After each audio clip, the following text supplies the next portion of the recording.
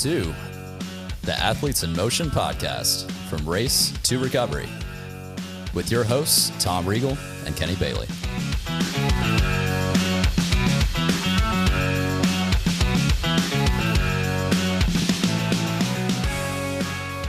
Hey, Tom, how are you? I'm great, Kenny. How are you? I am hanging out. Hanging out? Well, great, because we've got a fantastic guest today in Paul Swift. We're really, really happy to have Paul on this podcast today. So, but before we get to Paul, I've got a quick couple shout outs to some folks in the UK that are listening to the podcast. We're super excited to have you listening. Hope you're getting a lot out of it, and also in Germany. So thank you all. And give us some ratings. Some 5 stars would be great. If we don't deserve 5 stars, let us know why. We'd love to learn and get better. And the 5 stars, the algorithms help find people.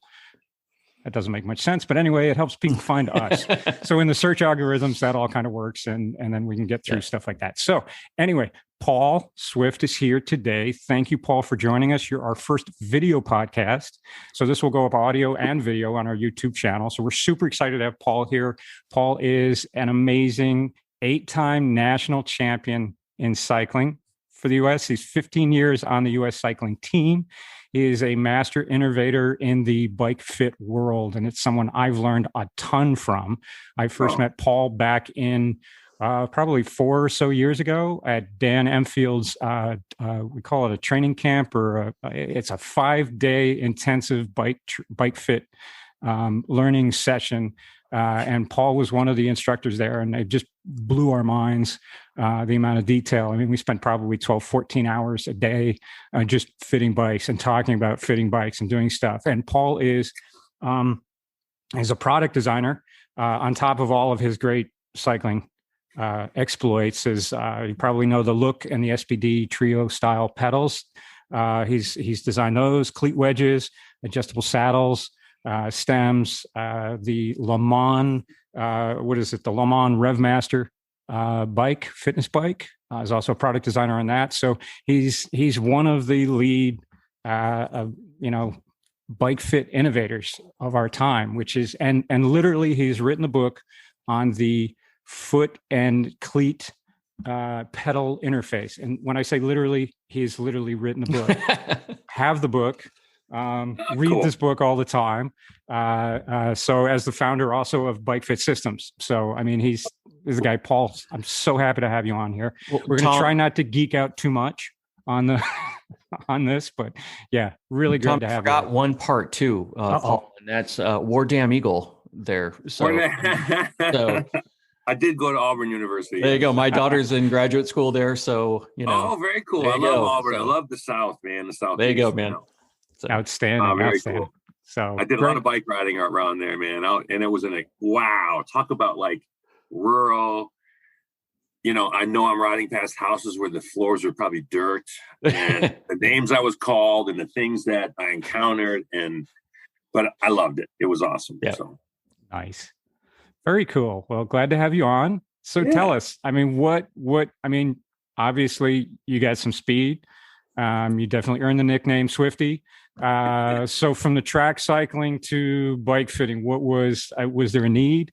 Was there, something came up where you said, hey, we can fix something? I know you like to tinker. I mean, did anyone see this coming years ago? No, not at all. And that's a great question. I don't know if anyone's ever quite asked it that way before. It was myself, really, and a few other peers I've kind of met in the industry. Like, I was messed up, and I had to figure it out for myself. Because I don't know actually what I am today, like literally, but I had a leg length difference of it changed over the years, but it was a centimeter. Wow. And when you start competing at a higher and higher level, that centimeter was a big difference, and it was that sort of quest to, how do I address that? And there wasn't anyone to go to. You kind of went and dabbled around. You pulled something here and you pulled something there, and you tried it, you put it together. And that was kind of my beginning. And then I left home in high school to live and train at the Olympic Training Center. Wow. And it was it might have been 1982, could have been early 83, but it was that winter. And I'm in the back of the building at the Olympic Training Center with Eddie B is there, who, by the way, passed the other day. So rest in peace from COVID. Dr. Ed Burke, the late Dr. Ed Burke was there. But the original not Chris Nerd, but Bill Farrow, who invented the Fit Kit, who really is the guy that, opened up the world to bike fitting. I kind of like to say it's Dr. J in basketball. Then they had Michael Jordan that like took it a whole nother level. I wasn't the first guy, but I took it a whole nother level. But he came to the Olympic Training Center, and I was one of the athletes, and they kept kind of like going like, "Oh, he looks different on one side. He looks different on this side." And they didn't really have something to do that or address that. And it was just their minds of looking and observing. And he had a photograph of Bill Farrow, and I've asked the owner of Fit Kit today. I want to get this photo. I guess it still exists. So thinking about this is 82. It's a long time ago. Yeah. But it was a photo of people standing next to each other, side by side, shoulders, just side by side, shoulder to shoulder. Everyone was a different height. Okay. It was men, women, children, different, some were heavier, some were lighter. Yeah. But every single person in the photo had the same length inseam. And I don't know what it was that just stuck in me, that there's something there. Like, what does that mean? Anyway, so it was my quest of, I built up my first pair of shoes. I probably have them handy here.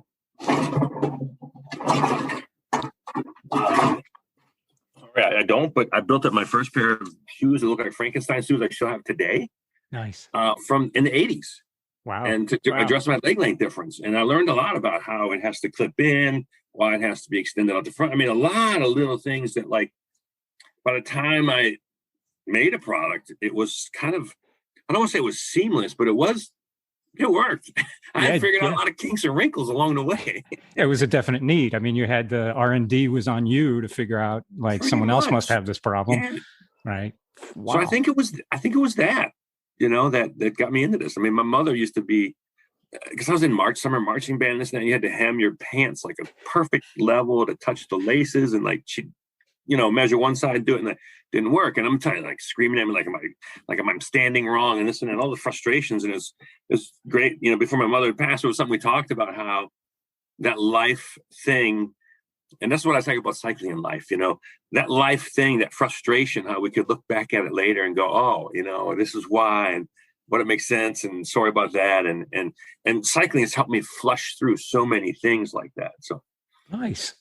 Hey, Paul, when you started looking at bike fitting, what was the response from the bike shops on this one? Because most of the bike shops were like, you lift it up on your inseam, it's good enough. I mean, was it harder for the bike because they know a little bit? Was it more difficult for those guys to get on board, or more difficult for the individual, if you will? Maybe I should just share a story. And I'll say the name of the shop. It was Bike Doctor out of the East Coast. And this was in the 90s. And I called him up and said, it's bike fitting. The guy's like, he used some choice words. He told me where to go. There's no room for this. This is crazy. This is stupid. You spend an hour. And I was lying because I knew it would take more than an hour. But if I said it took 2 hours, I was no way going to be able to get it in the shop in the 90s. And, a lot of people were just, this is stupid. It's crazy. We don't need this, how we're doing it today. And I want to say 5 years ago, I was in the back of his shop. And he has one of the absolute nicest bike fitting facilities in the world. Huh. So here was the conversation that went to, like, basically telling me off. And he used some words to tell me off. And this is the part I didn't like about retail, because I wanted to tell him off back. But I didn't. I took it. And then years later, here I was in the back of his shop teaching what I, was loved to teach. And so, oh my gosh, this world has, on one hand, has come so far. On the other hand, we've barely moved. So what is it about it specifically that were they afraid that it was just nonsense, waste of time? Was it you're taking away from the sale, or what was it specifically that was causing that sort of angst? Like, we mow just as much as you do. I don't know. Was it a pride thing? I don't know if there was a specific, I think it was probably a combination of a lot of things, like, being new, new sometimes is just a challenge in general. Yeah. Different challenge in general. It was a total mindset change for the bike shop. Because there are a lot of shops that sort of attempted it, and it was sort of the half-ass things didn't work at all. And taking the mindset and going, look, I'm going to put some time towards it. I'm going to dedicate towards it. I'm going to put this, effort to it, was a big jump. It was a big shift. And to pay for that too. Like, were you kidding me? I call this the iometer, Yep. So I don't think there could be one thing on that. I think you've touched on some of them, and it was a lot of things. And then it was the slow, like, so there was FitKit that kind of introduced it, which helped some, but we really took it another level. So I give FitKit a lot of credit. Slowly, one at a time, doing it, getting the word out. And because then too, it was people got on the bike, oh, it's so terrible, they quit almost right away. Or people got on the bike that loved it, like literally probably in the 90s. Well, it was easily, if I saw 9 out of 10 people, easily, it's probably 10 out of 10. They only came or found me because they love cycling and hurt really bad. Mm-hmm. Whereas today, I don't know what the numbers are, but it's a shift that some people, hey, I'm going to get a bike. I think I should get a bike fit. Or, hey, I want to get checked up, or I want to. That's a different mind shift that's taken us years to even get to just that. That wasn't easy. So I think it was a combination of a lot of things, and the changing of time and the technologies and how we communicate and just so on and so forth. Did you see it more of educating the general population as opposed to the bike shops? Like, you're trying to convince the bike shops to add another service, but would it, is it easier, or did it make more of a difference to educate the general person to know? I mean, when I opened my shop back up after closing for COVID last year, with all the people buying bikes, I had a dozen people right off the bat, brand new customers. They bought a bike, they had ridden it for a month, and they knew they needed to get a fit. Yeah. Even if they weren't feeling pain or discomfort, they knew the bike shop would set them right, get them in the ballpark, but they knew they needed to find a bike fitter. Yeah. And a couple of them were way off, and a couple where it was little minor tweaks and get some stuff going. But it was like, they knew at that point. So, I mean, that's a huge testament to the consumer demanding it. Yeah. It's, I always loved the consumer. Like, I love working one-on-one with a person and sharing my passion and getting to know them and learn them. And I've met friends that way. Because, well, first of all, everybody who rides a bike is my friend and your friend. And we're all in this sort of like group together that makes us something special. It's connected together. We have this affinity for cycling. And so I've never let go of that. My frustration for the many of the years was, how do I reach that more? How does my sort of passion and reach that end consumer? Well, it was challenging, particularly in the 90s and the early 2000s, because communication was very different and it was so new and scratching the surface. So I really targeted the bike shop, and it was like B2B, B to business, to help the business build. Mm-hmm. So my efforts were tremendous on that part. And even today, I still don't necessarily do a lot of one-on-one bike fits. I do more education. I had some guy, it was some forum things. I've worked with like 2,000 people and blah, blah, blah. I'm like, well, I've educated over 2,000 people. Some people, 2,000, that's a lot of bike fits. Yeah.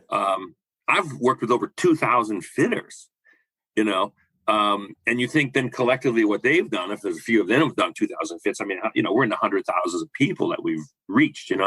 My product is certainly in the millions as far as what it's reached, but like, it's kind of mind blowing to think about that.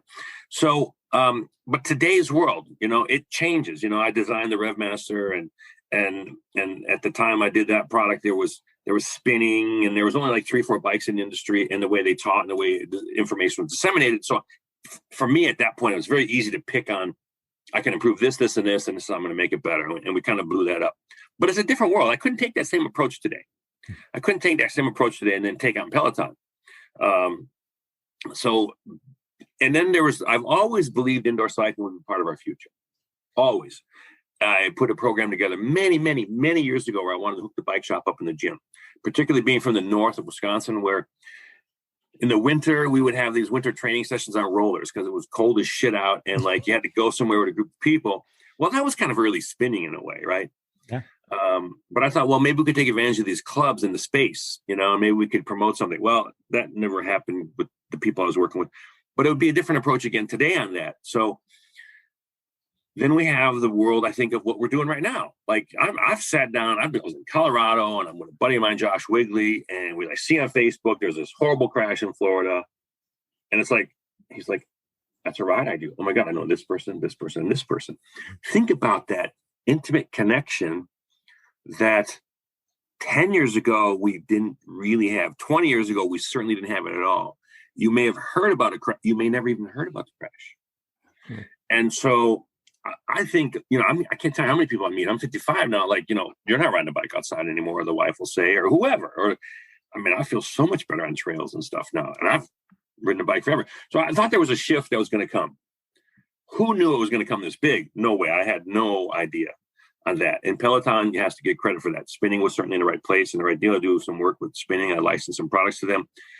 They kind of let it go. They let Peloton come in and take over. But there were attempts of that too. Like, you think about e-bikes, right? Do you remember the first e-bike you saw? Look at Lee Iacocca. How much money did he put into an e-bike? Yeah. Do you see his e-bike today? No. Nope. So there were companies like E-Zone. E-Zone had raised up millions of dollars, and I was a fit athlete then, and I had done some of the same stuff like Peloton's doing. And I was teaching these classes, and it was all online. You could go do it, but it didn't go. So timing, technology, and then COVID could not have been probably more perfect for a Peloton, Yeah. And now you got the groups and the forums, and people are getting that cycling is pretty cool, and you got a fun, exciting instructor. Gosh, the first time I took a spin class, I was like, who would want to do that? Because my introduction, when I lived at the Olympic Training Center in 1982, 1983, and 1984, was a room full of stationary bikes. I still have one I actually made that copied it, but each one had a bucket next to it. And I quickly learned what that bucket was for. And if you had an afternoon workout, 1 o'clock, 2 o'clock, 3 o'clock, you kind of didn't eat lunch because it came up in the bucket. And I'm like, well, who would want to do this? Well, thank God the world made it really a lot more fun and enjoyable. There's people like you and I probably still want to go all hardcore about it, but think how many people have just, fitness, and they've enjoyed, and they got a camaraderie, and somehow they've, even though we're not in the same room, they've developed that. And so there's a lot going on here. A lot is being unpacked. So when it comes to, obviously the explosion in indoor cycling because of COVID and Peloton, at the right time, when it comes, for me, the obvious thing is a bike fit. When you buy a road bike or you buy a mountain bike, okay, look at a bike fit. The good news is there's a lot of people that are thinking the same thing. What are the challenges when it comes to those sort of indoor Peloton fits? Because I don't think that's an obvious thing. You got this huge monitor, you got the handlebars right there. Your level of variability or getting that in the right zone. Is there and then if you try to go out on the road after that, like I'm training, like you said, you're training indoors for a while on an indoor trainer, and then suddenly you get on your bike outside. What are those challenges that you see people trying to solve? Well, that's we're in a discovery phase, I think, of that. And because there are people doing it, and I've done it, and I've been trying to collect and gather information how to better do it and how to reach them. And I think we can't just forget and go Peloton. In our industry, we've got Zwift and we got Wahoo and things like that. That have also grown our sort of core cycling group on the indoor cycling side. Think of how much money Zwift raised the other day. Holy cow! Hundreds of millions of dollars. So I'm just always wondering what they're going to do with that money. Anyway. Maybe I could find a little niche in there. just a little piece of it. It's amazing that, like, first of all, bike fitting is kind of intimate. And, you're with the person for a couple hours, you're within their space, you know what I mean? And so that's why I try to help fitters. Like, you got to put something about you on your website. You got to talk about where you're from. Now, you just brought up the Auburn thing, which is why you want to say maybe you went to school, because then somebody will come in and go, hey, my kid went to school there. Boom, we got an immediate connection. That's part of our job as a business person, a facilitator, trying to relate to somebody. So, the technology, look what we're doing right now. We just have a person on the bike and we go through it. The challenge then is, though, some of these people aren't necessarily so savvy with tools. I see. So I found that to be a challenge. And so I've put a pretty big effort on that. Probably the only one that's done that, where I don't know if you've ever been on the receiving end of my bike fit tips. Like, somebody can say something, and you could probably ask me 100 questions. I probably have 85 of those questions already answered in a tip. And if not, I can quickly gather, mix, match, boom, and answer in 5-10 minutes most questions on the planet. Some are like, you know what, we can't on this one. We got to see more. So I've been putting together some videos, and you mentioned one, and some things on how to, and I'm the only one, maybe about the only one I know that I do two. There is no such thing as once and done. You got to do something, maybe send them a few things and then do it again. So I think that part is missing big time. I think there's some people, this is what bums me. I think there's some people being taken advantage of. They get $150 for 45 minutes. And I hear they're spending time doing planks on the floor and this and that. I'm like, wait a minute. If you're actually doing a bike fit, and you got time for that, you're not fulfilling your bike fit. There's something you're missing here. But facilitating and helping, and I have a lot of tips like, here's a little 4mm X key, but and it's hard on your hand, but if you have a multi-tool, you can get more leverage on it, or if you have a big T wrench, how much leverage can you get on it? And there's a lot of time that needs to be spent on that yet and wrinkle it out so that our bike fit can go smoother. It's great to work with couples. It's great that maybe now we can get back and see more and more, maybe go to them. But that's the challenge, I think, is the adjustments. Like the technology is there now that we can see what's going on. It's amazing. And then I thought bike fit being intimate, and I thought, wow, we're going to lose that intimacy. But now here's the weird thing. I'm in somebody's bedroom. I mean, think about it. That's pretty intimate. Yeah. I've seen couples. I've seen some that are just not really good. And one not helping the other. And then I've seen others where it's just absolutely amazing, delightful because they're there and helpful and supportive of each other. This is intimate stuff I didn't expect. Yeah. I didn't expect to be in people's bedrooms. Yeah. Yeah, definitely not. I mean, we're doing it like this, Yeah. That blew me away. The challenge I think is making these adjustments. And then the other challenges, like bike fitting, had a history of, there's a lot of people that say they do bike fitting and say they got a bike fit. And you and I know they got maybe a glorified bike sizing. Yeah. And so I'm trying really hard with this media to like educate, like, here's the questions you want to ask. Here's the things you want to ask. So when I'm working one-on-one and I send the tools and a video how to do it, I'm not necessarily saying go do it. I'm saying this is your once run through so that when we get back together online, you're familiar with it a little bit. You got to really help hold their hand along and say we're all in it together. Yeah, there's a glossary of terms that they need to know at least the basics, right? So you can have that conversation. What are you talking about, right? The thingy at the bottom with the whatever, right? There's a big topic on Peloton right now with this little rubber piece in the middle, and I took it out on this one. Yeah. Okay. And there's literally thousands of people that say this is a defective cleat. Thousands. Thousands. I bet you Peloton has spent well over $1 million on this topic. Now, to you and I, that's a lot of money. To them, that's less. That's 0.25% when you think that it's a $4 billion company. Yeah. But they've spent over $1 million chasing this stuff, and it's not even the cleat. The cleat has never been defective. There's no fault to it. Yeah. And but a lot of people think. Do you guys know what that little rubber piece is for? What's it for? I don't. Tell us. So I got an email from the Peloton guru the other day who said, hey, it's for walking and you won't slip on the floor. I'm like, no. That's it? That's not it. Yeah. And then there was another one that said it has something to do with float. And you've seen my video and I said float. And I'm like, no, that's not it. Now it can make float a little tougher, a little harder to do. But the reality of this piece is when you put your cleat into here, and if you don't have one, there can be a little space in between here. Now, we're probably not going to be able to see it on this podcast, but I got a video of it, of course, where there's more space in between here. See a little space there, yeah. Okay, and you can have a little like toe tap, and this gets a little deep because this cleat is supposed to fit on every single shoe, right? Mm-hmm. A 36, a 44, a 48. Well, there's a curve in that cleat. Remember, Speedplay has different little things because they didn't make that consistent. Now they're supposed to. But when you put this cleat on some shoes, you deform the cleat. And it's not the cleat's fault. It's the shoe's fault. And so this is where people really get this is the stuff I get all fascinated about. So I got my Lamson custom shoes here. And the one thing that he talked about, and I'm going to get some insoles from it, like some just the bottoms here, is that you got the curve of your foot, and I could show a foot, but then you got the curve of the outside of the shoe. Those are not the same curves. And so what Peloton's done is they spent millions and millions of dollars on a really crappy set of shoes that this curve changes and messes up the cleat. And they got thousands and thousands of people. I mean, you just go to the forums every day. Oh, there's a defective cleat. Oh, it's thicker. No, it's none of the above. The cleat's fine. The cleat's been the same forever. It's your shoes. And Peloton is so big that they might be able to try and bury this without having to do that. But they're not facing, what the reality is. Now that's just me because I'm into this. Like I'll take a look at this cleat and this one doesn't show it, but there'll be a tiny, tiny little wear mark in one spot, and I'll be like, what does that mean? See, to me, equipment tells you a story. So anyway, I have fun with this in the forums, and I made a couple recent little tips on it going, this is what this is for. It's not for what you thought it was for. And you can live without it. Most people won't have toe tap.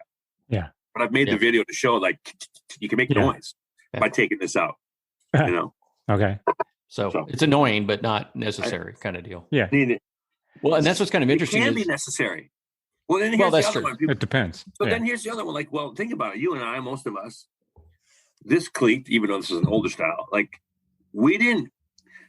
So there's something that's really interesting. There's some interesting things about recycling. People put their shoes right next to the bike, right? Of course, makes sense. They put the shoes on and hop on. Yeah. So guess what? This rubber piece never wears down. You and I would probably put our shoes in the house and start walking to the bike. You and I might go to the bathroom on a bike ride. You and I might go to a store on a bike ride, and you wear this down. So you're difficult. If there is a point where it's sticking up and it's difficult and challenging, all of a sudden one day, oh my God, it works. Well, it's not a miracle. I mean, it just makes sense. Yeah. And I've had, because I had some challenges with this pedal I had here a second ago.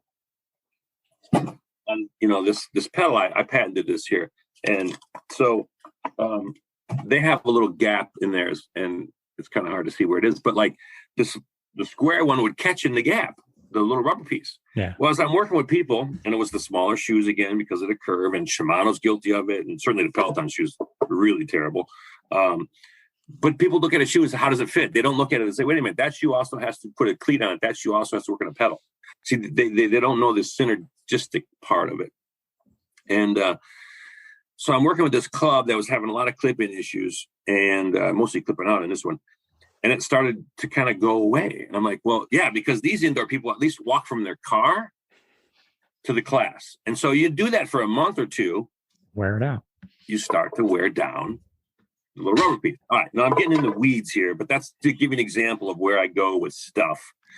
And then try to make it make sense for people. I have one of my videos is like people can't clip into the Peloton pedal.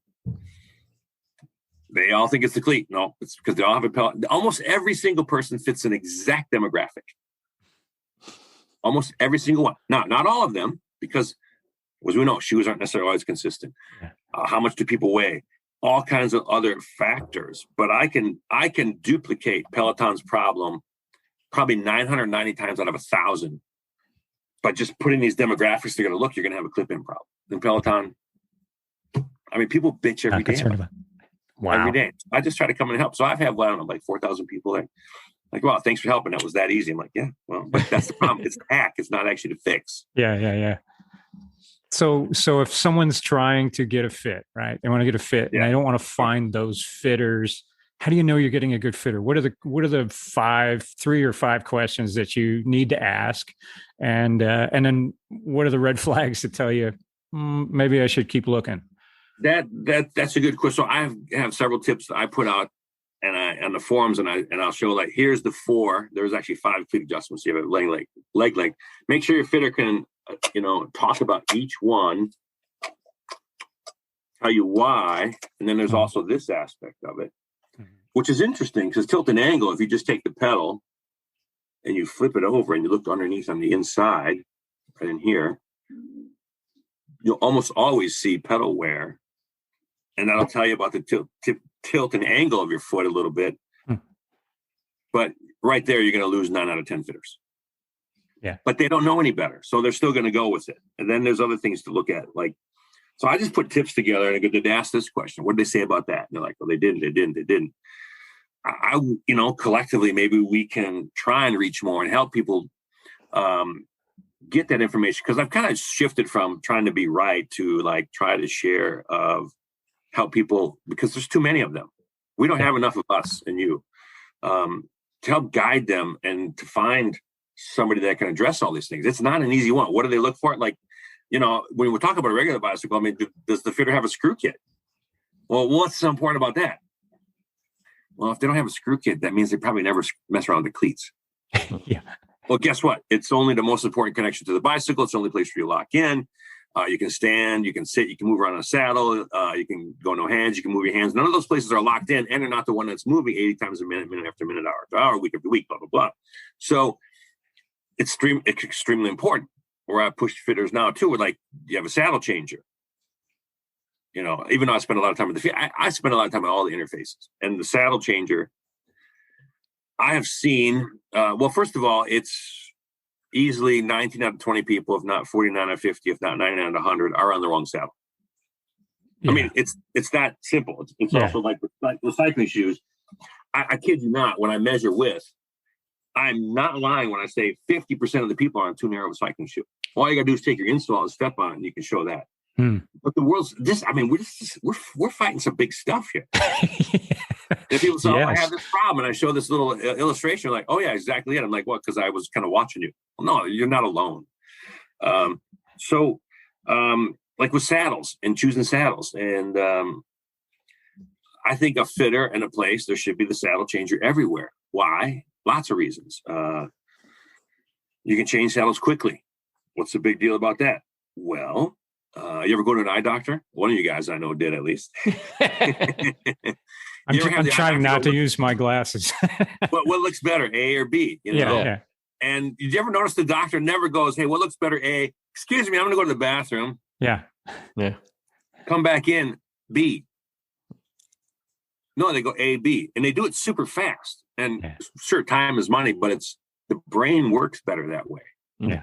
We have a better, like, because even if you're not sure, the brain catches the sureness. It really does. Yeah. And so that's why a lot of the changes I've tried to make much more quickly now, too, with the stem sizer and the saddle changer. So that's one. So you get better feedback. How long did it take to change the saddle before this? Depends on the bike.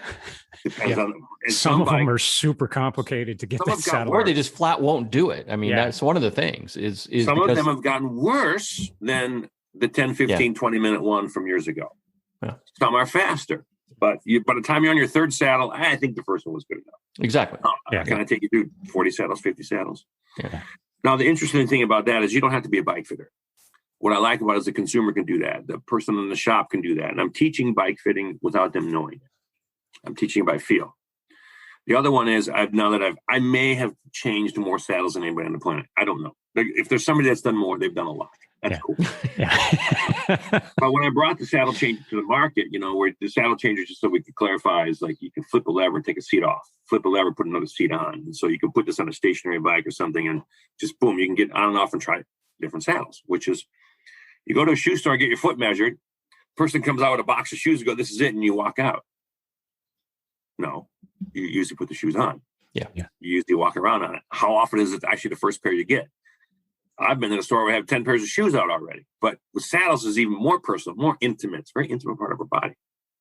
And so you change these different saddles. Now, as the person implementing the saddle changes, this is where the education is. I probably did one full year and a half of changing saddles, looking at the rear view, the back, the pelvis, whatever you want to call it, the butt, thousands of saddles. And then I'm like, oh my gosh, I changed the saddle. And literally, they started behaving and functioning differently right in front of my eyes. And I put it back and like, wow. I mean, I kind of maybe had an idea of this, but I couldn't do it like that. And then, so now year 2 of developing, bringing the saddle changer to market, I finally now enough students are doing it. I'm sitting there watching side view. So now I'm watching the person from the side, and all of a sudden I'm like, what'd you guys just do? Literally just changed the bike seat. Their whole posture changed. Like, wow. And so now I understand some of these compensations and things like, you don't like your saddle. Oh, what do you mean I like my saddle? I go, you wouldn't sit like that if you didn't. Yeah. But they don't know it because we want to avoid the pain. So we get into some funky, weird position. And the seam in front of you. Now, year 3, I'm finally now sitting and looking at the front view. And somebody changed the saddle. I'm like, damn. And I was just like, go back a couple saddles. Look at that. You just changed the saddle and their knee went out. Like, how did you do that? Mm-hmm. And so people don't realize what the saddle changer does without even knowing that stuff, that they're addressing that. And that's where the world's got to get better. I mean, there should be one in every Peloton store so people can pick the right seat. Every bike shop, if anybody wants to be a fitter today, you really got to have the saddle changer. It's not only a moneymaker. I mean, our best fitters 8, 9 at least out of every 10 bike fits, they sell a new saddle. And it's not because they're just trying to, it's because that's how bad it is. Well, I think to your point, I mean, I was just on a Facebook forum the other day, and you've got newer triathletes that are just learning to go for any sort of decent distance on a bike. And what ends up happening is their first reaction is, wow, this hurts. So what I'm going to do is I'm going to get a big padded one, because if I add more padding to it, I don't have to feel that, where it's not, that's the exact opposite of what you need to be doing. And the second thing that's kind of interesting, and maybe you can talk about that, is people change over time, right?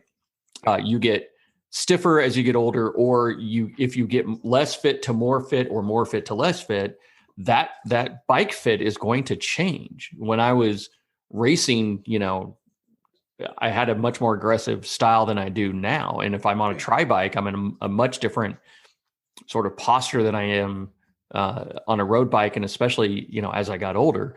Can you talk a little about that? I think because some people, like, you do it once and you think you're done, where it may not be, it may be something more significant than that. Yeah. Well, you kind of brought up a few topics there, which I made some more videos on, and people say, I need to get a padded, gel cover. Yeah. And I have a video that shows and tries to help educate people. Number one, I just suggest cycling shorts first. Yeah. Well, why? Well, you're riding now more than, and I lay it out. You're riding a little bit more than twice a week. You're, the benefits of it and how to care for it. And because even if the saddle isn't right, when you find the right saddle, you're still going to need those cycling shorts. Yeah. And you may find that cycling shorts, then you don't need that gel cover, and most people don't. So there's a lot of education there, because some people, it feels better. Well, the one thing about softer, and I show a lot, is softer can be dangerous. Yeah. Because having ridden a bike all my life, I've been pretty lucky to have very little issues and challenges, but I've worked with people that have had severe to surgery, to, like, you name it. And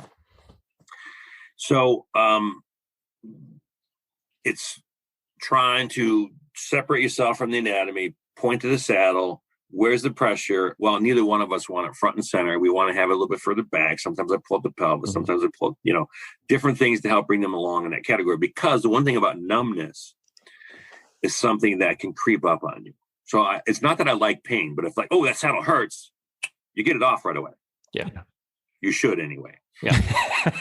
Whereas that saddle's numb, I'll be a little, I was changed to LA Fitness. My wife wanted the pool there, and I didn't like the bikes. And they're like, I don't know how many months or two, I'm like, oh man, wow, I'm numb. Like, I didn't even notice it. I have no feeling. Well, that's scary, because I could, whatever, somehow, I discovered it, but that could go on a long time. That can lead to some pretty big and severe problems. All right. So the padding, your bike fit changing over time. As I said, I don't know what my bike fit is today. Why? I've had 2 hip replacements now. Yeah.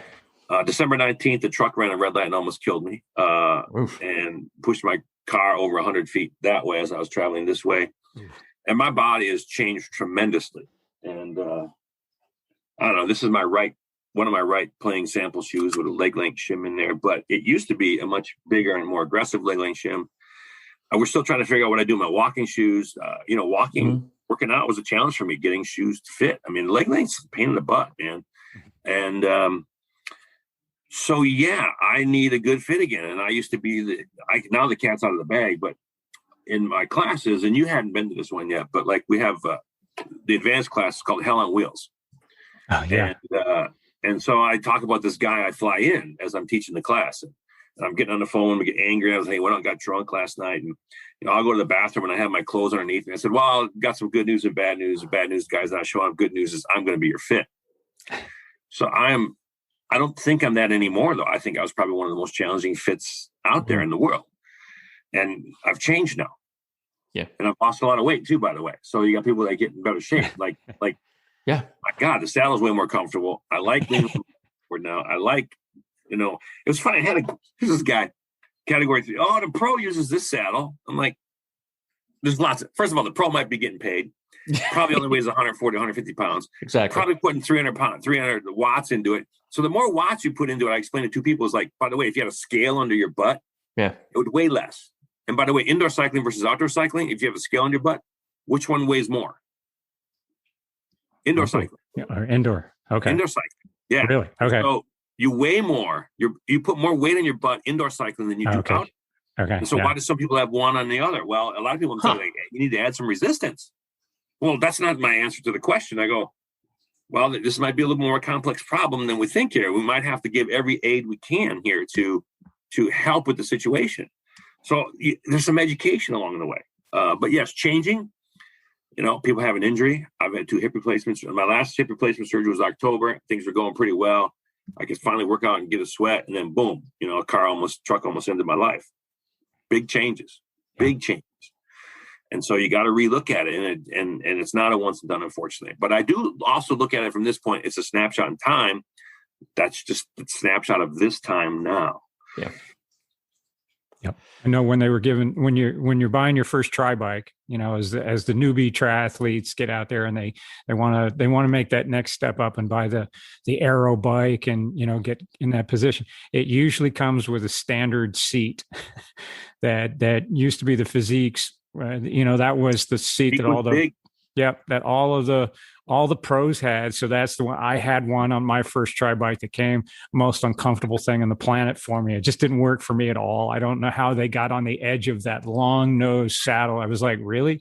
So they weren't positioning us properly on the bike to begin with that saddle. And it was just kind of like, I'm like, oh, really? But you would look at all the other bikes in the transition area and you'd go, oh, that guy, yeah, oh yeah, he's legit. He's got the Physique saddle. He's got the Physique saddle on his bike. And you're like, and after a while, it was like, but it's so uncomfortable. Why? I mean, maybe as a road bike, but not a tri bike. Yeah, and a couple things there again is like, then this category 3 cyclist I was talking to is like, well, that pro use. I'm like, yeah, well, you're heavier. You don't have the same thing. You're not as tough. First of all, pros are tough fucking people. I mean, these are tough people that many of them could almost ride anything. Yeah. No, that's not optimum per se, but these are not normal people. No. Right. Yeah. I race around the world. I mean, racing in Europe in the spring sucks, man. I mean, it is hard, cold, miserable suffering, and so these people do that all the time. So when it comes to Physique was probably at one time almost the largest aftermarket saddle in the world, and they paid all the money in the pros. So the interesting thing about the saddle changer is, do I have one handy? I think I just took out in the garage, trying to clean my office a little. Is I changed saddle after saddle after saddle. Now, mind you, I've been doing this longer than anybody because I brought it to market. But let's just say I was into it 3-4 years now, and I changed thousands and thousands and thousands of saddles. No one ever picked a Physique. And I had them on the wall. Now, in the 10 years I've been using it, I had one person stay with the Physique. So 10 years. I mean, I've seen thousands of people. One guy stayed with it. The only person, so I have to give the exception here, that actually chose a Physique. It was weird. I think Physique was targeting us or something because they wanted to come in our office. They were going to bring all these people and we have a project we want to do together. And I took the guy through the saddle changer, and he's the only human being on the earth ever to pick a Physique. He worked for Physique. Then they came in. It was kind of a weird thing because then they had this brush off thing. Oh, well, we're looking for an insole for our shoe. And I'm like, well, I'm kind of into that, but that's really not, I mean, that's more kit. And she wasn't there. And okay. And then they got back. Oh, well, we have like over a year's supply of insoles. It was a total bullshit thing that they wanted to come in and check out and see what we were about. Yeah. I'm absolutely convinced. Mark my words. I'm absolutely convinced consumers out there, there are some saddle companies that do not want you actually to sit on their saddle. That's the bullshit of what's going on out there. And then you're going to have these shops that go sit on this little box and this little bullshit thing. That's not sitting on a bike. So then Specialized does it. What Trek Cop is it? It's like the blind leading the blind. It's just fucking ridiculous. You don't go and buy shoes without trying them on. Yeah. You got to sit on this damn thing. You got to sit on a bike. When I say stationary bike, it kind of puts you in a relative position close to how you ride your bicycle. Mm-hmm. And the world is full. And then, or you go online. Oh, I'm a rec rider. Oh, I'm riding an hour a week. Oh, and you type in this, and you type in this. Oh, this is a saddle for you. Absolute bullshit. And so the world is feeding you with crap. And the other one, the conventional wisdom. Sorry to get on my high horse here. Someone goes, conventional wisdom says this. Well, guess what? Conventional wisdom has caused a lot of pain in a lot of people's lives. Yeah. People riding their knees go up. So, oh, they got bring your knees in. Bullshit. You know why the guy's knees go out? If you ride with your knees out, that's where they want to go. When you walk, run, stand right now, by the way, did I tell you guys where to put your feet right now? No. Mm-mm. Really? Is there some magnet or a channel where your feet like can only go, or did you just put your feet wherever you thought about or didn't think about? You put your feet wherever you wanted them? No shit, huh? Really? Let me guess. I'm guessing when you get up and walk, you put where you want to. Yeah. I'm guessing when you go upstairs, you put foot you want to. I'm guessing if you get on an elliptical, it's such a wide platform, you put foot where you want to, right? Yeah. You get on the bike, guess what happens? The bicycle tells you where to put your foot. Yeah. We have a big job, folks. Fitters use this. Somebody got me going the other day and he called them. Oh, I fit the bike to the body. Except for when it comes to the feet. Bullshit. You're going to have to suffer. The guy's like, well, do you have anything on alignment there? I said, would you have something that shows me misalignments better? So but then the saddle changer showed me how big the pelvis is. The pelvis is a crossroads of human function. That's he's not even a doctor. Richard Jackson from the Jackson Clinics, who's probably the most famous physical therapist in the world of physical therapy and the pelvis. So therefore, I adopted the term that pelvis is the crossroads of cycling. And we've seen that. I used to think it was only like the foot pedal. Well, when you couldn't change a saddle very well, when you all rode those old damn saddles that were terrible, we were stuck by the equipment. And we still are to some degree. It's better. Triathlon was one of the greatest introductions because we realized you can go more forward on the bicycle. Knee pain is not fore aft. Knee pain is height, maybe a little bit of crank length in there, or your cleat position. Unless there's something with you and a weakness or something going on. Those are what causes knee pain, not how forward you are, how far back you are. The problem is, I just made a video on it. When people go forward, you lower the saddle 1.5 centimeters. Well, no, you didn't. It wasn't the fore aft seat. You lowered your seat height. Or you get things like, and so the world is full of this crap. Now, the great thing about, let's say, gravel bikes and mountain bikes is finally the handlebars are going to get more comfortable. For years, I've been saying, look, this is not, put your hands out, guys. How are your hands right now? Are your hands straight cocked forward like a road bike right now? No. Yeah. They never are until you get on the bicycle. The bicycle's telling you what to do. The idea for us is to make the bike fit you and your lifestyle. Unless maybe you're a pro and get paid. And you got me on the high horse there for a little bit. But the whole needs work and addressing, and gravel is going to be one of the greatest influences. I was on this forum the other day, and there was a bunch of old curmudgeons, maybe like myself and others, and they're like, oh, that's bullshit. Nobody's going to ride handlebars like that. What a bunch of junk. I'm like, wake up, folks. Wake up. Handlebars are changing forever, and I've been trying to do it for years. I used to look at the stance width on the pedals. Is the pedal's fault? Is maybe we need cranks that you can get in a wider width? Maybe it's the bike company's fault. I don't know, but collectively we can do way better. Yeah. All right. Yeah. Preach. Love it. I love it. So how do we put fun back into cycling? I think so that's what I tell people, especially when I teach classes. I go, why do we do bike fitting? And I have a slide on this, and it's like, we want to help them more efficient. They want to make more power. They want to be more comfortable. We want to make money. And by the way, those are all legit. Yeah. But I think the number one thing is, and everybody forgets because they're in the classroom and they're going to have to learn. I said, well, I think the reason we do bike fitting is because cycling should be fun. It used to be fun when we were a kid. But we didn't. We could ride in terrible positions. It didn't hurt us. And that's the way we were. But we're different. I'm 55. You guys are I don't know 40s yet, but 50s. Sorry, 50s. Right behind you, right there, brother. And so I fit this guy. It was 10 years ago, but he owned a bike shop for 35 years. Well, I'm not even going to say the name of it. Big, well-known bike shop, several of them, blah, blah, blah. And I did the fit. And I swear to God, it was eye-opening for this guy who's ridden this bike forever. It's like, oh my God, to experience the joy and wonder of cycling. So I look at it like this. Anything we can do to help prevent people from stop riding a bike. Yeah. And bike fitting is, I was at a camp one day. I was filling in actually for Greg LeMond, which is a weird thing. And there was a kid there who kind of didn't like riding a bicycle. And he had cerebral palsy. And his one foot turned way out. And I had an idea right away why. Because, I don't like riding a bicycle. I'm like, wow, this is moving for me. This is what bike fitting is about and cycling is about. Because this little kid wasn't experiencing the joy and wonder that you and I experienced as a child. Because his foot turned out. And I immediately knew right away he needed a pedal spacer on that pedal. And that's it. That's bike fitting, people. That's bicycle life. And I put that pedal spacer on, and the kid's life changed before my eyes. Nice. That is how cycling has moved me. That was a privilege and honor given to me to see that kid change. Yeah. I'm sorry that gets me emotional, but like, how did I get blessed with that opportunity? That's huge. And that's what I've had people get off bikes, hug me with tears in their eyes. Yeah. They love cycling so much, it hurt so bad, they thought they were going to quit. Yeah. Yeah. And, but that, I was helping that kid was just mind blowing. That's awesome. Yeah. And it wasn't rocket science either. I mean, you put a space. No. It's like somebody took time to actually just look and understand the situation. I mean, for me, it hit in a second because that's what I look at now. But bike shop owners, I work with some instructors. I go, you don't have to know how to fit like this, but I do think maybe it's a responsibility to know that there's help out there for someone that needs it, and maybe you can help connect them. Because we as bike fitters are connectors. You as coaches are connectors. Mm-hmm.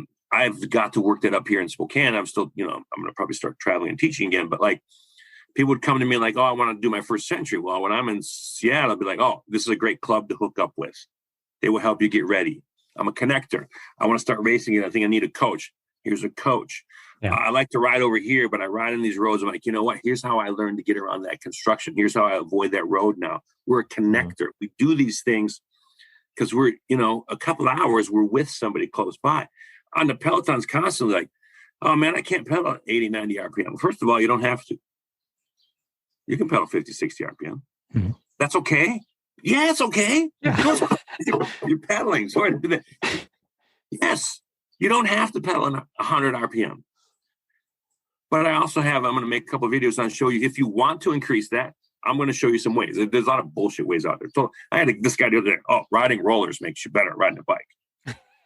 That's conventional wisdom bullshit right there. You know what riding rollers makes you better at? Riding rollers. Riding rollers. Exactly. That's it. Doesn't make you better riding a bicycle. Yeah. And riding rollers, if are properly set up, are actually easier than riding on a bicycle on the street. People don't believe that, but they go in with a perception that almost always kills them. And then number two, they're almost always set up wrong.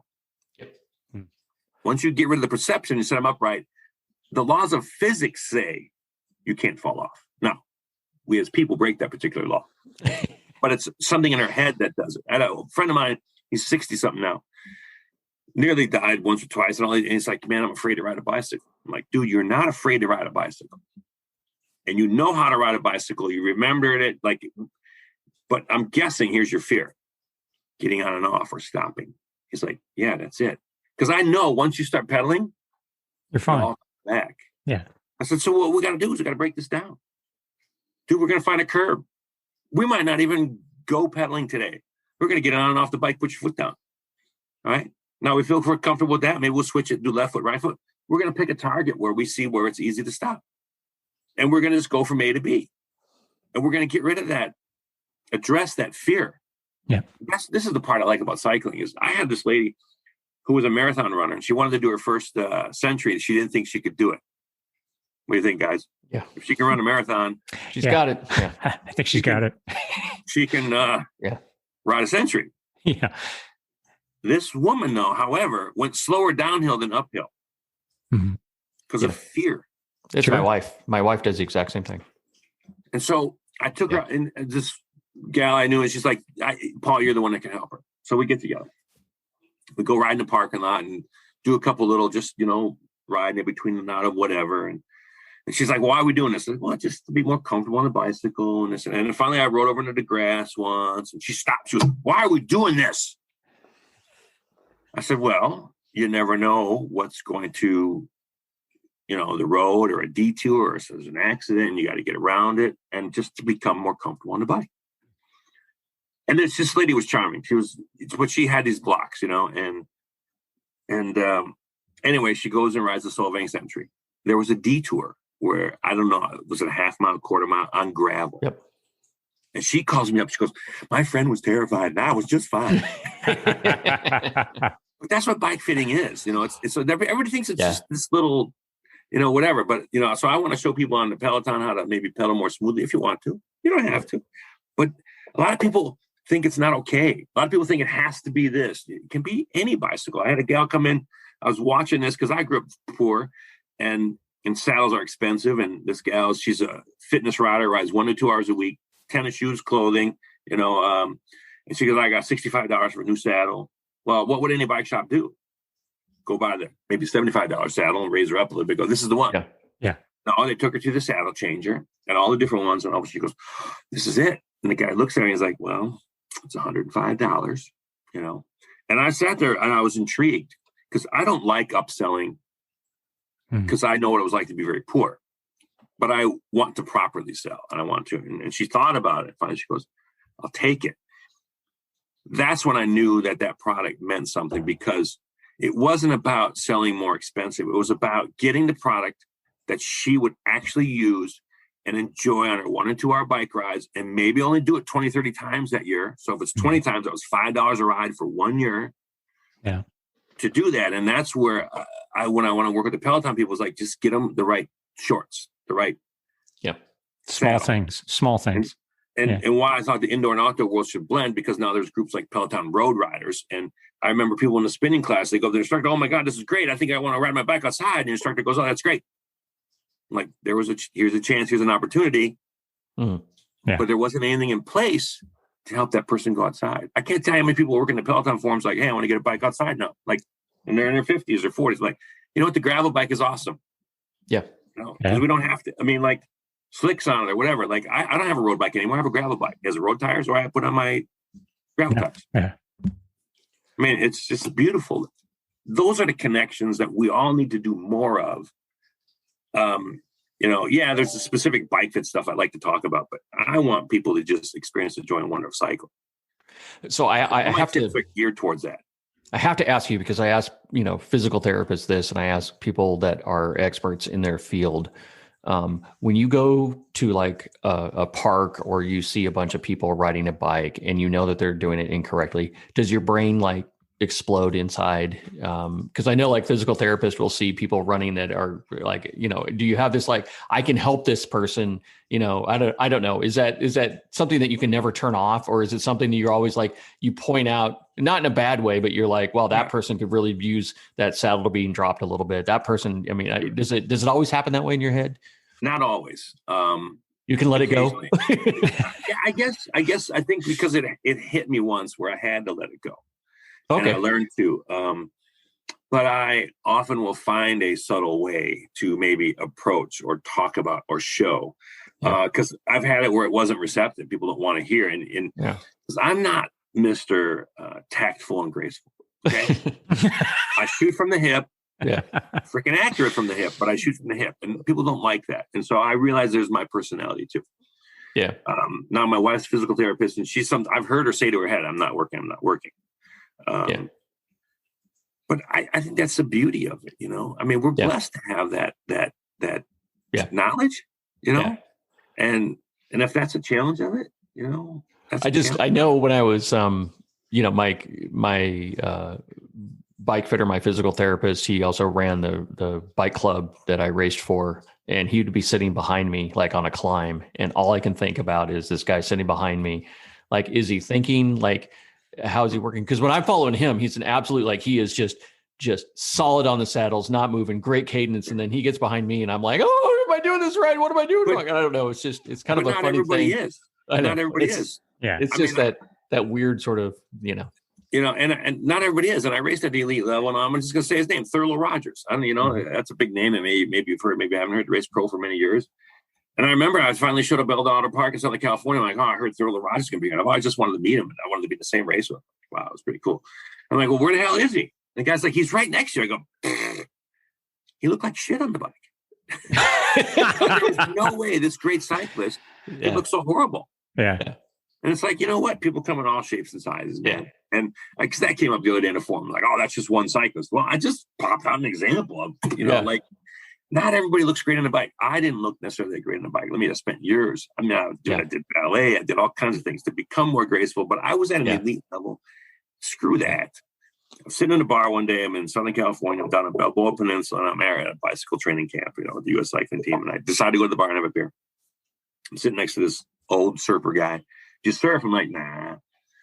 And then somehow I said, I've got it on the boogie board, a couple of times. He goes, you ever catch a wave? I went, yeah, not many, but I've caught a wave. He goes, dude, you're a surfer. There you go. And that is the day you pedal a bicycle, you're a cyclist. Yep. Yeah. Okay. Everybody is a cyclist to me. I treat you the same, and I fit plenty of pros, and I don't necessarily like to do it because the pay and the money's not there, and they can go. Everybody wants to go fit them. Let somebody else. I'm past that now. Or somebody said, "Oh, don't you want to compare?" Somebody said, "Look, I'll let one of my students do it." I'm like, "What about you?" I go, "If my students can't do it, then I'm not any good." Exactly. Yeah. And so, everybody who rides a bike, so like my daughter's friend was over and on training wheels. By the way, no training wheels. Okay, you learn to pedal on a tricycle. No contraindicated or counterintuitive way to balance. You learn balance on a push bike, and then you put it together. And the reason I bring up the tricycle, and I didn't used to, is I had a cousin who had cystic fibrosis. I remember he was trying to learn to ride a bike, and he didn't have the concept of pedaling down. I was like, oh, and he had training wheels on his bike. I'm like, oh, this is a challenge. So training wheels makes learning harder, by the way. And so I had to raise it up in some way, and some blocks and things. I had to teach him pedaling. Yeah. Like he wasn't going to ride a bike because he couldn't pedal. But now I'll take the pedals off and I'll make it a push bike. But then it's the fear. And so I'm working with a friend of mine, his daughter, and I worked with somebody online. It was this lady couldn't clip into her Peloton shoes. Anyway, I'm like, so I bring the pixie dust out. And I said, look, I just want to let you know, I was told you're gonna ride this bike. And the fairy gave me some pixie dust to sprinkle on your bike. And I just want you to know, you are going to ride your bike. And it's okay, and to get over, it's always the fear. So my buddy, the older guy, he goes, yeah, you're right. I go, dude, when you get on the bike and pedal, everybody can do it. I mean, nearly everyone. You got to have something like, it's the other factors, being scared of traffic, being, so no wonder indoor cycling is cool. Being, how do I stop? I'm afraid to ride. Like, Paul, you took me in the grass and I don't like that. And then this wonderful lady just blossomed, when she hit the gravel. Yeah. And to me, that's bike fitting. And bike fitting was you're more comfortable, you ride. Things like, people say, oh, I have to put a short stem on the bike. I'd never do that. Well, this person's only riding 13, 14 miles an hour anyway in a straight line. And here's the deal.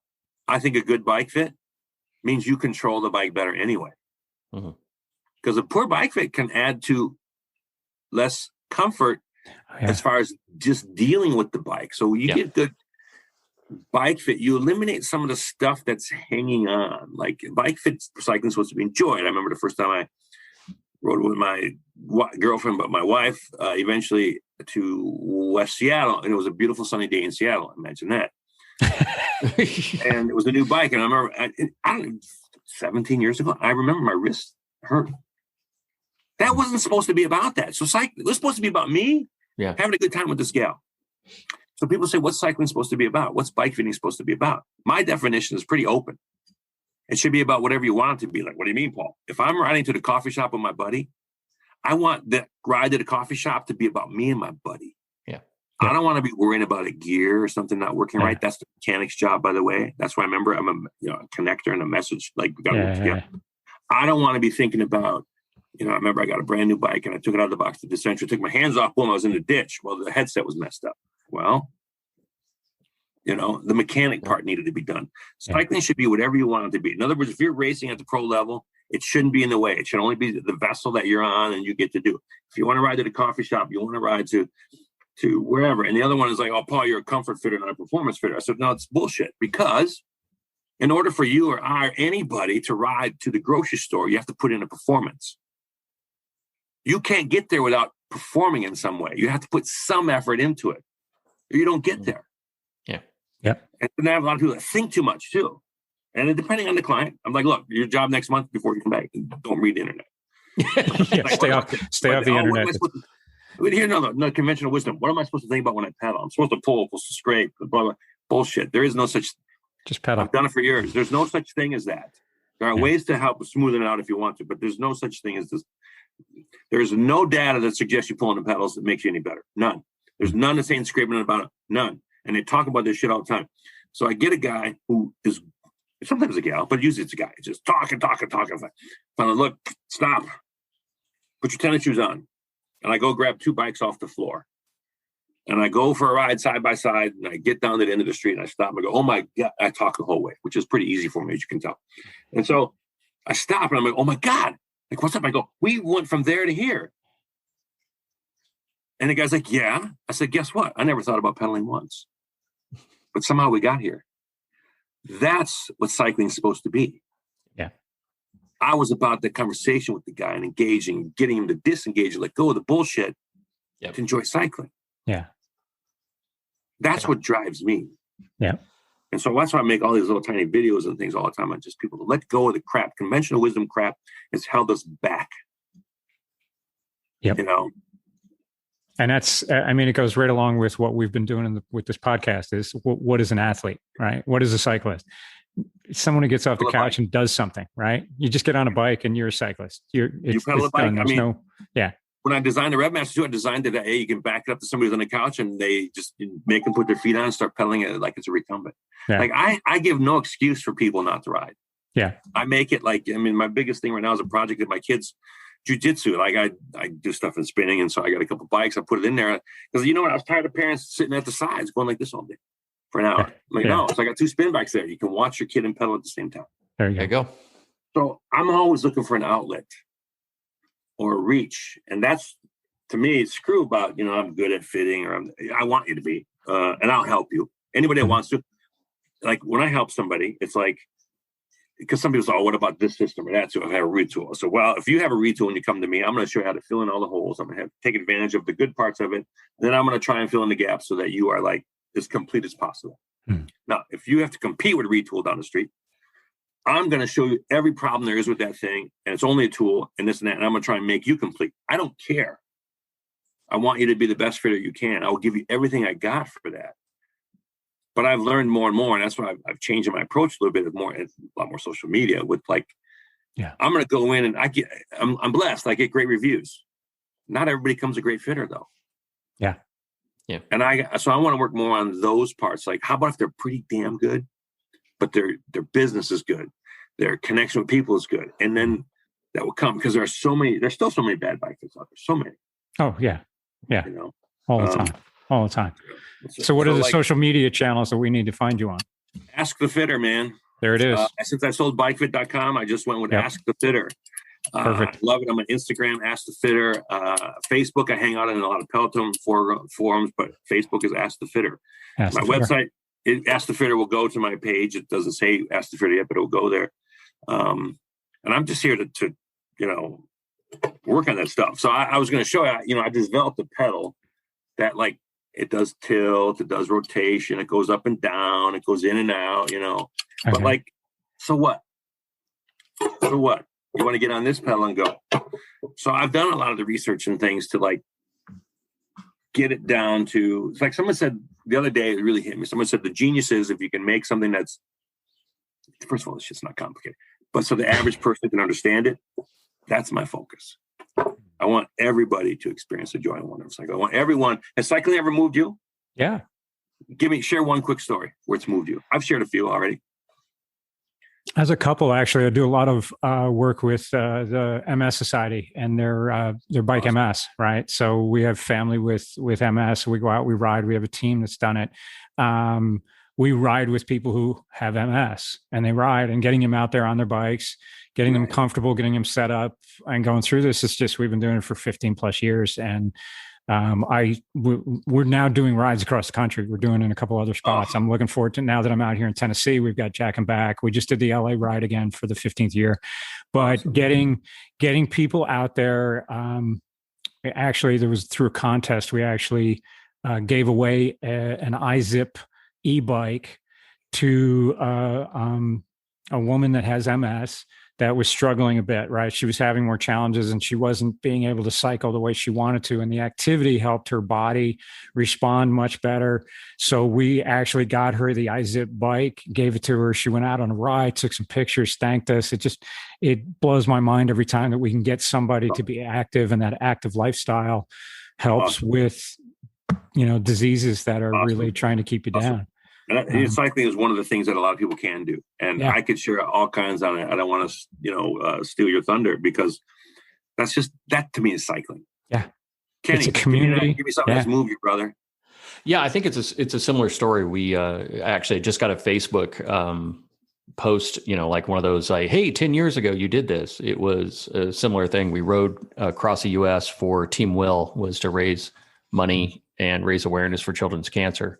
And we had the opportunity to visit children's hospitals, cancer wards on the way. So we went from San Francisco to Kitty Hawk, North Carolina, and in Indiana, we got to go to the Peyton Manning Children's Hospital. And what we did is we brought our jerseys with us, and we brought a Sharpie and said, "Look, you want to get autographs of your heroes, and you guys are our heroes." And we'd walk in and say, we left California and we go to Indiana. And we're like, "Hey, I understand, you're looking to get a smile today. So we thought we'd get on our bike and ride over and say hi."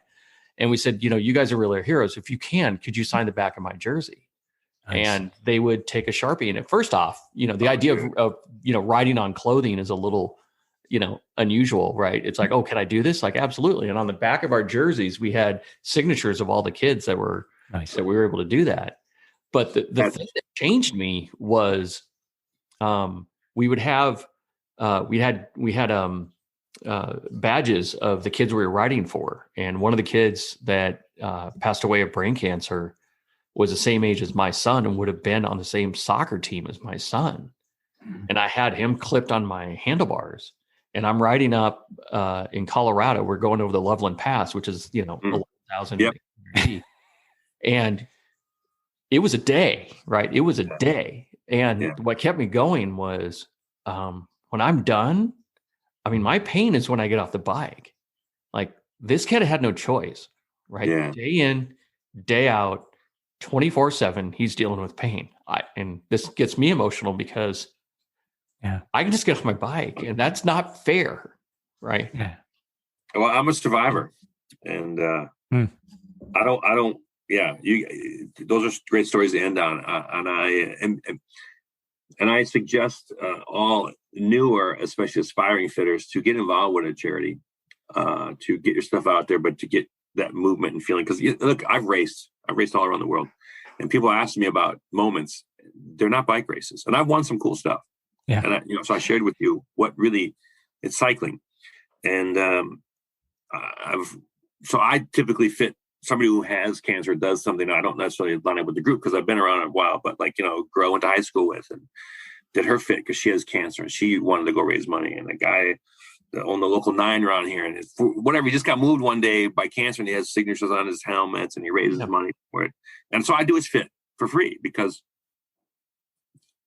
as somebody who said cancer, I do barbells for boobs because I don't have to ride 100 miles. I can just do a lift and get it over with. There you go. Anyway, I would like to, how you ever want to figure this out, I'd like to give away a few Ride, Learn, and Grow socks to some of your viewers. Nice. Sure. I'll do 3 pairs. We can make a question. We could do something where they share a little story where they were moved by it. Yeah. And pick that, and I'll do the shipping and everything at no charge. Okay. And let's do 3 pair of socks. Ride, learn, grow. Because I think the more you ride, the more you learn, the more you grow. And I think we just shared that today. So it's more about bike fitness is the part of it. Yeah. Yeah. So let's do that. Let's have people send in stories how cycling moved you. Yeah. And we'll just pick the first 3, and we'll get their address, and we'll send them some Ride, Learn, Grow socks. I like it. Very cool. I know that's a perfect note to wrap up on. Paul, I can't thank you enough. It's been great. Great conversations. Doing this podcast, we're meeting such cool people and spending some great time and having great conversations. It's been a lot of fun. So I appreciate your time and your efforts. I'm sure we'll be reaching out to talk with you again. I would love it. I think it was my privilege to be on your show today. So cool. Appreciate it. This is what cycling has blessed me with. These opportunities. So, and collectively, we can reach and touch more. Yeah, that's all. Right. For sure. Cool. So thanks everybody for listening. Once again, 5 stars would be great. If it's not 5-star worthy, let us know. Give us help us learn and get better with this whole thing. And we really appreciate all your time and everything. So thanks again.